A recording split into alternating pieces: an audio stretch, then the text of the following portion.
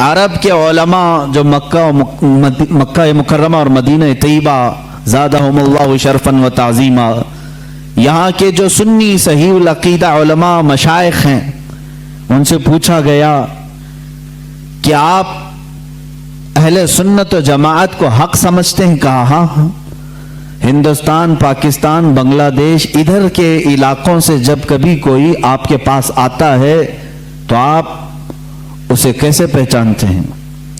وہ خود بیان فرماتے ہیں، اذا جاءنا رجل من الہند، جب ہند سے کوئی آدمی ہمارے پاس آتا ہے تو ہم اس کے پاس پہلے ہی امام احمد رضا خان کا تذکرہ کرتے ہیں، پھر دیکھتے ہیں اس کے چہرے کو غور سے۔ علماء حرمین کہہ رہے ہیں ہم اعلیٰ حضرت کا ذکر اس کے سامنے کرتے ہیں کہ ہندوستان میں ایک مولانا ہیں جن کا نام احمد رضا خان ہے، بریلی سے تعلق رکھتے ہیں، فلاں فلاں کتابیں لکھے ہیں، ہم ان کا ذکر کرتے ہیں اور پھر اس کا چہرہ غور سے دیکھتے ہیں۔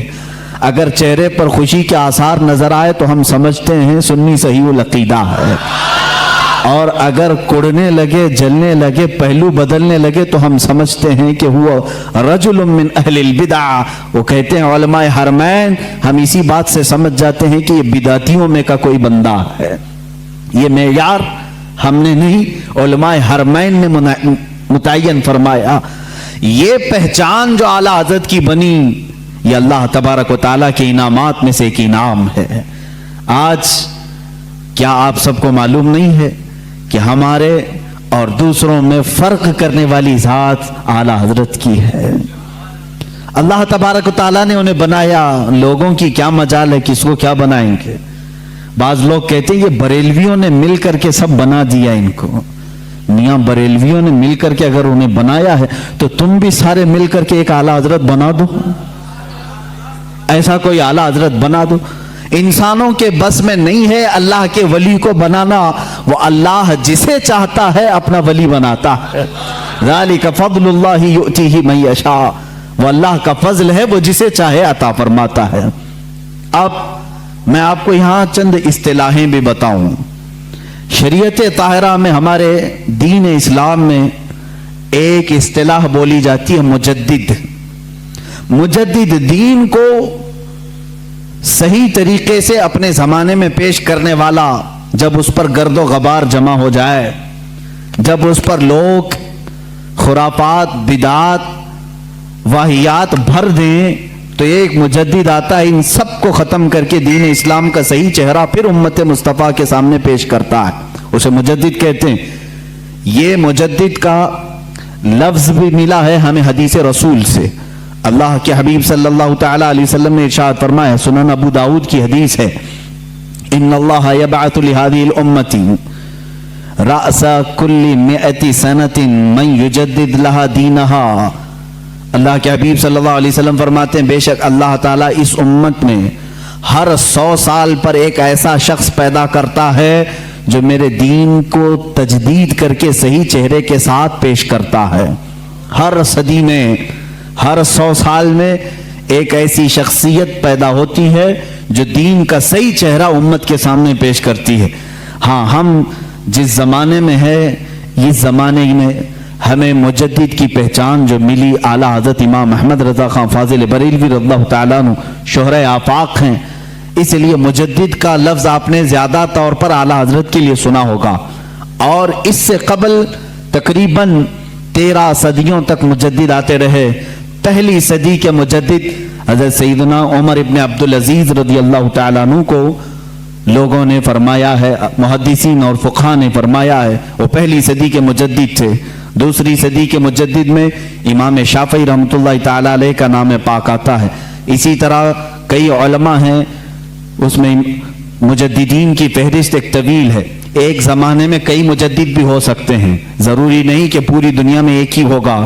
تیسری صدی میں دوسرے مجدد آئے، چوتھی میں الگ آئے، پانچویں میں الگ آئے۔ امام غزالی رحمۃ اللہ تعالیٰ علیہ یہ بھی مجددین میں ہیں۔ اور اسی طرح سے 1000 سال کے بعد ہندوستان میں ایک مجدد آئے جن کو مجدد احمد فاروقی سرہندی، مجدد الف ثانی کہا جاتا ہے، جنہوں نے اکبر کا لایا ہوا دین الہی ختم کیا اور دین مصطفیٰ کی پھر سے نشو و نما کی۔ وہ मुजद्दिद अल्फ़सानी इमाम रब्बानी जिनका लक़ब है वो अहमद फ़ारूक़ी सरहिंदी, उनके बाद फिर मुजद्दिद आए सैयदना अब्दुल अज़ीज़ दहलवी रहमतुल्लाह, शाह अब्दुल अज़ीज़ मुहद्दिस दहलवी रहमतुल्लाह ताला अलैह। 14वीं सदी के हालात में थोड़े से आपके सामने बता दूं। ये 13 सदी के जो मुजद्दिद आए, इन्होंने अपने अपने ज़माने में तजदीदी कारनामे फरमाए। उनके ज़माने में जो चैलेंजेस थे उनका मुकाबला उन्होंने किया। उम्मत मुस्तफ़ा पर, दीन मुस्तफ़ा पर आने वाली सारी बलाओं को उन्होंने दूर किया। जिस अंदाज से भी ये तूफान खड़े होते, मुजद्दिद अपने ज़ात के साथ, अपने कलम के साथ, अपनी ज़ुबान के साथ जिहाद करता और शरीयत ताहिरा का दिफा करता। 14वीं सदी के हालात ऐसे थे मेरे अजीजों।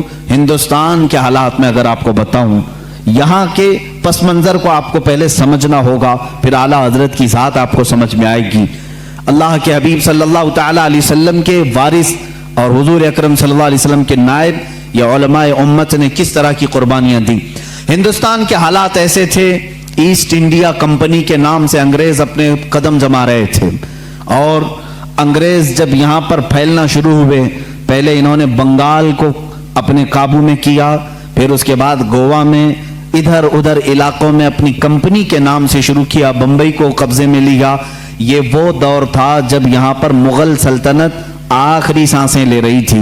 बहादुर शाह जफर जिसके आखिरी हुक्मरान रहे हैं, ये कमजोरी के अयाम थे, मुगल सल्तनत की आलालत का दौर था और अंग्रेजों ने इस कमजोरी का फायदा उठा करके हिंदुस्तान में अपने कदम जमाए। जानते हैं उस वक्त पूरे हिंद में, अभी हिंदुस्तान की तकसीम नहीं हुई थी, ये बांग्लादेश भी हिंदुस्तान का हिस्सा था, ये पाकिस्तान भी हिंदुस्तान का हिस्सा था, अफगानिस्तान के भी कई इलाके हिंदुस्तान के हिस्से में आते थे, बड़ा हिंद था।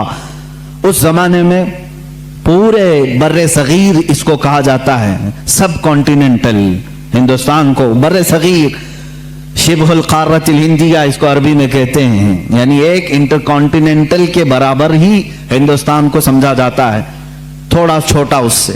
इतने पूरे इलाके में पूरे मुसलमानों का अकीदा एक ही था, वो अहले सुन्नत व जमात, या अगर कुछ थे तो राफजी और शिया थे थोड़े से, लेकिन पूरे बर्रे सगीर में मुसलमान सिर्फ अहले सुन्नत व जमात थे। अंग्रेज जब यहां पर हिंदुस्तान में आए तो इनको सबसे ज्यादा खतरा किससे था? इन्होंने अपनी किताबों में लिखा, उलमाए इस्लाम से इन्हें खतरा था। उलमाए इस्लाम इनके खिलाफ खड़े हो सकते थे और जाहिर सी बात है उस वक्त अभी तुर्की की खिलाफत उस्मानिया भी मौजूद थी और हिंदुस्तान में मुगल सल्तनत थी। मुसलमानों का दबदबा ऐसा था कि एक बार अगर बादशाह इस्लाम जिहाद का ऐलान कर दे तो सारे कफन बरदोश सड़कों पर आ जाते। एक ऐलान हो जाए, नौजवान तो नौजवान, बूढ़े भी रास्तों पर आ जाते अपनी जान अल्लाह की बारगाह में पेश करने के। हर जमाने में हमारे यहाँ दायरा इस्लाम में मैं आपको बताऊं, मरने से कभी कोई मुसलमान खौफ नहीं खाता था। इसीलिए 1947 की जो आज़ादी की जंग है, इसमें आप देखेंगे तारीख अगरचे आपको बताई नहीं जाती, 1 लाख से ज्यादा मुसलमानों की भी मौत उसमें हुई, शहादत हुई है। और तकरीबन 1857 से अगर मैं गिनाऊं 30,000 सिर्फ उलमाए अहले सुन्नत ऐसे हैं जिनको दरख्तों पर फांसी पर लटकाया था अंग्रेजों ने। ये हमारी कुर्बानियां हैं और अंग्रेज ये अच्छी तरह से जानता है, जिसको इकबाल ने कहा, ये फाका कश मौत से डरता नहीं, जरा रूह मोहम्मदी इसके बदन से निकाल दो। अरब को दे करके अजम के तखय्युलात, इस्लाम को हिजाज यमन से निकाल दो। अंग्रेज यही सोचता है कि ये फाका कश मौत से डरता नहीं, इसके जिस्म से रूह मोहम्मदी निकाल दो, इश्क मुस्तफ़ा निकाल दो। उस जमाने में अंग्रेजों ने जब ये देखा कि यहां इनकी यूनिटी और इनके इत्तेहाद से हमारे लिए खतरा है, तो जाहिर सी बात है हर जमाने में मुनाफिकीन को खरीदने की कोशिश की जाती रही है। हर जमाने में वो जमाना भी ऐसा रहा कि अंग्रेजों ने अपने खिलाफ बोलने वालों को काला पानी की सजा दी, अंडमान निकोबार भेजा, फांसी की सजाएं दी, लेकिन वही अंग्रेज चंद उलमा को खरीदता रहा, चंद मौलवियों को खरीदा और इनके दरमियान, मुसलमानों के दरमियान इख्तिलाफात डालने की कोशिशें की। کیونکہ مشہور ہے، یہ میری اکیلے کی بات نہیں، سارے لوگ جانتے ہیں ڈیوائڈ اینڈ رول کی پالیسی کس کی رہی ہے؟ انگریزوں کی رہی ہے۔ بالکل مجھے اس بات سے خوف نہیں ہے، ڈیوائڈ اینڈ رول کی پالیسی انہی کی لائی ہوئی تھی۔ تفرقہ پیدا کرو، ٹکڑے کرو، اور اس کے بعد حکومت کرتے رہو، اختلافات ڈالو۔ تو انہوں نے ہندوستان میں اس چیز کی کوشش کی، اور سب سے پہلے اختلافات جو جنم لیتے ہیں وہ قادیان پنجاب سے، وہاں سے ایک مرزا غلام احمد قادیانی نام کے شخص کو اٹھایا گیا۔ انگریزوں نے اس کی بہت بھرپور مدد کی، تعاون کیا پیسوں سے، اور پھر اس کے ذریعے سے نئی نئی چیزیں لانا شروع کیا۔ یہ وہی زمانہ ہے، یہ 14ویں صدی کا زمانہ، ہجری کے مطابق میں کہہ رہا ہوں، اور 1857 سے پہلے کے یہ معاملات ہیں۔ مرزا غلام احمد قادیانی کھڑا ہوا اور نئی نئی باتیں دین میں لایا، لیکن انگریزوں نے اسے ایک غلطی یہ کروا دی کہ اس کو نبی بھی بنا دیا۔ اس نے اعلان کر دیا کہ میں محمد صلی اللہ علیہ وسلم کے بعد دوسرا نبی ہوں، میرا نام احمد ہے، مجھ پر وحی آتی ہے، انگلش میں فرشتے وحی لے کر کے آتے ہیں۔ یہ غلام احمد قادیانی کی پھکائی شروع ہوئی۔ ظاہر سی بات ہے امت مصطفیٰ اس وقت بیدار تھی، تقریباً ساری امت نے بالاتفاق اس کو ریجیکٹ کیا اور اس کو کہا کہ یہ اس امت کا دجال ہے، اس کو خارج اسلام مانا۔ اور آج بھی پاکستان میں بھی قادیانیوں کو مائنورٹی میں رکھا گیا ہے، مسلمانوں میں نہیں، وہاں پر نہیں ہے۔ اس کا رونا یہ پوری دنیا میں روتے ہیں۔ ان کا تعلق ہی نہیں ہے اسلام سے، کیونکہ ہماری بیس اور ہماری جڑ ہے ختم نبوت کو دل و جان سے ماننا۔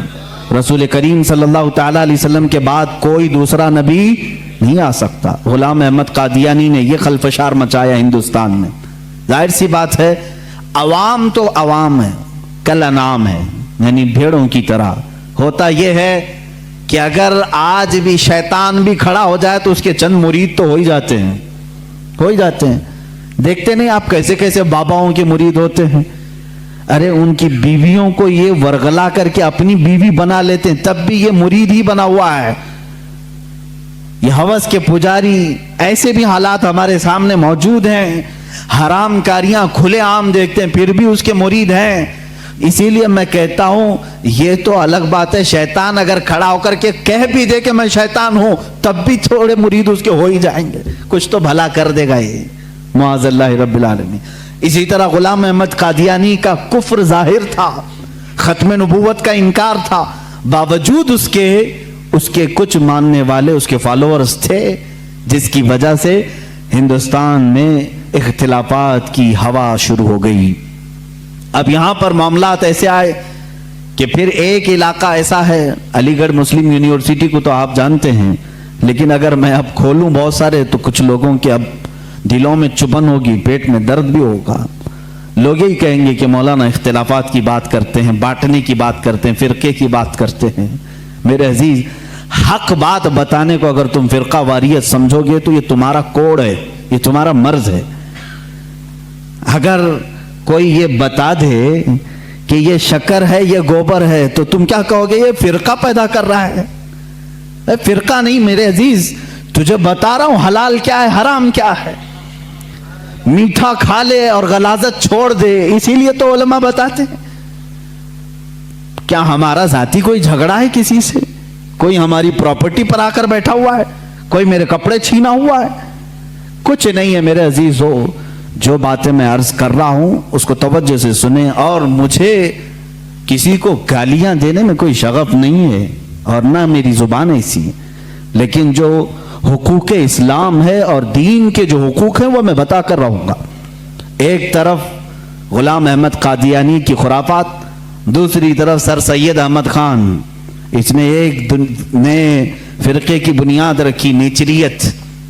یہ کیا تھا؟ یہ بھی انگریزوں کے پاس سے پڑھ کر کے آیا، جو بانی ہے مسلم یونیورسٹی کا۔ ظاہر سی بات ہے وہاں کے ٹیچرز، وہاں کے اساتذہ کو کچھ باتیں بری لگتی ہیں، کچھ باتیں بری لگیں گی، لیکن یہ حقیقت ہے اور تاریخ سے تم منہ موڑ نہیں سکتے۔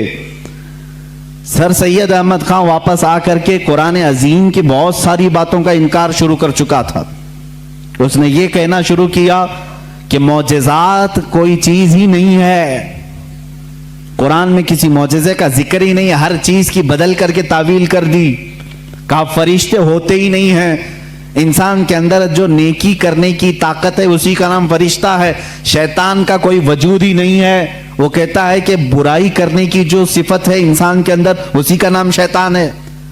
قرآن پاک کی پوری تفسیر بدل ڈالی، جنات کا انکار، جنت و دوزخ، ارے میاں کس نے دیکھا؟ یہ نیچریت تھی۔ نیچریت کا مطلب ہے نیچر کو ماننے والے، جو دکھ رہا ہے بس اسی کو ماننا ہے، جو نہیں ہے اس کو نہیں ماننا ہے۔ اور اس کے علاوہ حضور اکرم صلی اللہ تعالی علیہ وسلم کے متعلق بھی بہت ساری نئی باتیں اس نے رکھی، قیامت کے دن شفاعت کے متعلق اور دیدار الہی کے متعلق سر سید احمد خان نے لکھا ہے کہ اللہ کا دیدار ہو ہی نہیں سکتا، نہ زندگی میں، نہ موت کے بعد، نہ جنت، نہ دوزخ، ایسی کوئی چیز ہی نہیں۔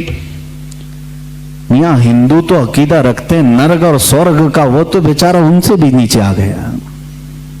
یہ تمام چیزیں نیچریت اس زمانے میں پھیلی۔ اب کچھ مسلمان ادھر بھی فالوورز، سر سید احمد خان کوئی نیا پیدا نہیں ہوا تھا، یہ بھی انگریزوں سے پڑھ کر کے متاثر ہو کر کے آیا، انگلینڈ سے یا یورپی کنٹریز سے، اور مسلمان اس کو جو ظاہر سی بات ہے تھوڑا روشن خیال سمجھتے ہیں، ارے یہ بہت ہی ماڈرن ہے، نیا علم لے کر کیا ہے، اس کے پیچھے چلنے لگے۔ اس نے علم کے نام پر بہت سارے مسلمانوں کا عقیدہ خراب کیا۔ ایک طرف یہ معاملات، قادیانی فتنہ اپنی جگہ پر، نیچری فتنہ اپنی جگہ پر، اور پھر دیوبندی فتنہ ایک اور۔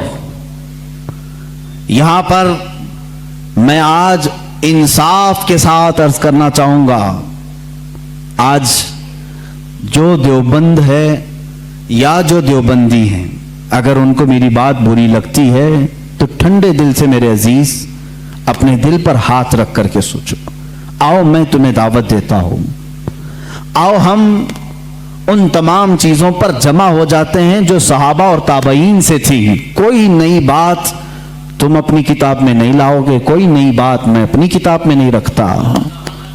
آؤ اتحاد کرو، میں اس اتحاد کا اعلان کرتا ہوں، لیکن جو نئی باتیں آئی اس کا تم انکار کرو گے، علل اعلان کرو گے، اور یہ بھی کہو گے کہ ہم ان سے دور ہیں۔ ہوا یہ کہ اعلیٰ حضرت رضی اللہ تعالیٰ عنہ کے زمانے سے تھوڑے سے پہلے کی حالات میں بتا رہا ہوں آپ کو۔ دارالعلوم دیوبند کے بعد 4 علماء میں صاف صاف آج عرض کرتا ہوں جن کی کتابوں سے پوری امت میں تنازع پھیل گیا، اختلاف پھیلا۔ لوگ ہم کو اختلاف کا فتویٰ دیتے ہیں، اگر نہ یہ کتابیں آتی نہ یہ کوئی فتوے آتے۔ کتابیں لکھی گئی، کتابوں میں اچھی باتیں تھی، حضور صلی اللہ علیہ وسلم کی سیرت پر بھی کچھ کتابیں لکھی گئی، اللہ کی شان میں لکھی گئی، بہت ساری باتیں اچھی تھیں، لیکن بیچ میں چل کر کچھ عبارتیں ایسی کہ لڑکھڑا گئی، اور وہ اتنی لڑکھڑا گئی کہ عام مسلمان بھی اسے بولنا پسند نہیں کرے گا۔ براہین قاطعہ کتاب کا نام بول رہا ہوں، تقویت الایمان کتاب کا نام ہے، تحذیر الناس کتاب کا نام ہے، حفظ الایمان کتاب کا نام ہے۔ یہ وہ کتابیں جو آج چھپی نہیں ہیں، مارکیٹ میں چھپی ہیں، ابھی بھی موجود ہیں، ابھی بھی موجود ہیں۔ انہی کتابوں کی عبارات کی وجہ سے ہی تو یہ تنازع پھیلا پورے امت میں، اختلافات۔ اہل سنت و جماعت متحدہ متفقہ ایک ہی جماعت تھی بر صغیر میں۔ ان کتابوں کے آنے کے بعد ہوا کیا؟ ایک کتاب میں لکھا گیا اللہ جھوٹ بول سکتا ہے، نئی بات تھی۔ اس بات پر آج تک امت نے کبھی کسی بھی شیخ، کسی بھی بزرگ سلف صالحین سے مجھے عبارت لا کر کے دکھاؤ اس سے پہلے کوئی بات ہوئی تھی۔ پھر ایک کتاب میں عقیدہ توحید کو بیان کرتے ہوئے مولوی اسماعیل دہلوی صاحب نے یہ تک لکھ دیا، حضور صلی اللہ تعالی علیہ وسلم کا خیال نماز میں آنا گدھے اور بیل کے خیال سے بدتر ہے۔ یہ نئی بات تھی کہ نہیں تھی؟ اور جا کر کے کراس ویریفیکیشن کر لینا، اگر میں جھوٹ بولوں تو میرا جبہ پکڑ لینا، اور جو سزا دے سکتے ہو دو. میں یہ لفاظی نہیں کر رہا ہوں اور نہ پھکائی کر رہا ہوں, یہ جملے آج کتاب میں موجود ہیں. تقویت الایمان میں حفظ الایمان کتاب آئی, اس میں مولوی اشرف علی صاحب نے حضور صلی اللہ تعالی علیہ وسلم کے علم غیب پر بحث کرتے کرتے یہ کہہ دیا, حضور کے علم غیب کی کیا تخصیص, یعنی ان کی کیا خصوصیت ہے. اتنا علم غیب تو زید کو, پاگلوں کو, بچوں کو, بلکہ جانوروں کو بھی حاصل ہے. شیطان کا علم غیب تو قرآن سے ثابت ہے, انہوں نے کہا شیطان کا علم غیب قرآن سے ثابت ہے. حضور صلی اللہ علیہ وسلم کے علم غیب کی کیا خصوصیت ہے, یعنی برابر ہو گئے. شیطان کو جتنا علم ہے اتنا ہی محمد صلی اللہ علیہ وسلم کو ہے. میرے عزیزو, کیا یہ باتیں دل پر نہیں لگتی مسلمانوں کے؟ یہ عبارتیں آئی, کتابوں میں لکھی گئی, اور بڑا فتنہ یہاں سے بھی ہوا مولوی قاسم نانوتوی صاحب کی کتاب سے, کہ انہوں نے یہ بھی لکھا کہ بالفرض بعد زمانے نبی کے اگر کوئی دوسرا نبی پیدا ہو گیا تو حضور کے خاتم النبیین ہونے میں کوئی فرق نہیں آئے گا. یعنی کوئی دوسرا نبی پیدا ہو سکتا ہے, اگر ہو گیا, اگر مگر کی بات ہی چھوڑو. جب حضور نے 1400 سال پہلے کہہ دیا, فرما دیا کہ میرے بعد کوئی نبی نہیں ہو سکتا, تو نہیں ہوگا. آپ کتاب میں یہ نئی بات لکھنے کی کیوں ضرورت پیش کی, آپ کو کیوں ضرورت پیش آئی کہ اگر اب کے زمانے میں بھی کوئی نبی آئے گا تو حضور کے خاتم النبیین ہونے میں کوئی فرق نہیں آئے گا. تو آپ کی اس بات سے پتہ نہیں کتنے محلوں میں کہاں کوئی نبی ہونے کا اعلان کر دے گا. عزیزان گرامی وقار, یہ کتابیں پورا کا پورا ہندوستان ایک کھلبلی مچا چکی تھی, کوہرام بپا تھا, تنازعات میں گھر گئے. قادیانی اپنے نبی ہونے کا اعلان کر رہا ہے, ادھر ایک نیچری فرقہ ہے علی گڑھ سے جو قرآن کے معجزات کا انکار, حسیات کو صرف ماننے والا, نیچر کو صرف ماننے والا. دستے میں, ہندوستان کے گلدستے میں پھول مرجھانے لگے. نیچریت کا غلبہ آیا ہے, وہابیت کا غلبہ آیا ہے, قادیانیت کا فتنہ سر ابھار رہا ہے, الہاد و بے دینی کا فتنہ سر ابھار رہا ہے. اب ہندوستان کی سرزمین پر ایک ایسے مرد قلندر کی ضرورت تھی جو موسیٰ کا جلال لے کر فرعون کے مقابل میں آئے, جو ابراہیم کی ثبات قدمی لے کر کے نمرود کے سامنے آئے. اب ایک ایسے مرد قلندر کی ضرورت تھی جو صدیق کی صداقت اپنے سینے میں رکھتا ہو, فاروق اعظم کی عدالت اپنے سینے میں رکھتا ہو, عثمان ابن عفان کے حلم و بردباری اپنے سینے میں رکھتا ہو. ہندوستان کو اب ایسے مرد قلندر کی ضرورت تھی جو حیدر کرار کی شجاعت بھی رکھتا ہو, غوث اعظم کا نائب ہو, خواجہ ہند کا وارث ہو. اللہ رب العزت نے ہندوستان کے سنی مسلمانوں پر وہ احسان عظیم فرمایا جب صوفیاء کے مرکز اور اولیاء کاملین کی خانقاہیں آواز دینے لگی, الہا اب ہند کا کیا ہوگا. یہاں تو اب چادریں نہیں, اب گاگریں نہیں, یہاں اولیاء کی بارگاہ میں آنے سے روکا جا رہا ہے, وسیلے کو شرک, استمداد کو کفر کہا جا رہا ہے, عظمت رسالت پر حملے ہو رہے ہیں, نماز میں رسول کے خیال آنے کو برا بھلا کہا جا رہا ہے, پیٹ پیچھے کی خبر نہ ہونے کی حضور کے بارے میں کہی جا رہی ہے. الہا اب کون اس دین کا وارث ہوگا, جانشین ہوگا, محافظ ہوگا, نگہبان ہوگا. آواز آئی غیب سے, اللہ رب العزت نے پورے ہندوستان کے اس سائے پر ایک ایسی عظیم سلطنت کو بیدار فرمایا جس سلطنت کا نام ہم یوں کہتے ہیں, ملک سخن کی شاہی تم کو رضا مسلم, ملک سخن کی شاہی تم کو رضا مسلم. جس سمت آ گئے ہو سکے بٹھا دیے ہیں. اس عظیم ہستی کو اللہ تعالیٰ نے جلوہ فرمایا جس کو پوری دنیا سنیت, اعلی حضرت, کنز الکرامت, جبل الاستقامت, دریائے نعمت, آقائے رحمت, کنز الکرامت امام اہل سنت امام احمد رضا خان فاضل بریلوی کے نام سے جانتی ہے. اسی لیے میں نے کہا احمد رضا کا تازہ گلستان ہے آج بھی, خورشید علم ان کا درخشاں ہے آج بھی, سب ان سے جلنے والوں کے گل ہو گئے چراغ, احمد رضا کی شمع فروزاں ہے آج بھی. عزیزان گرامی, اس امام اہل سنت فاضل بریلوی کی جس گھر میں ولادت باسعادت ہوئی وہ عام گھرانہ نہیں تھا, علمی گھرانہ تھا, بزرگوں کا گھرانہ تھا, تقوی و پرہیزگاری کے شعار رکھنے والوں کا گھرانہ تھا.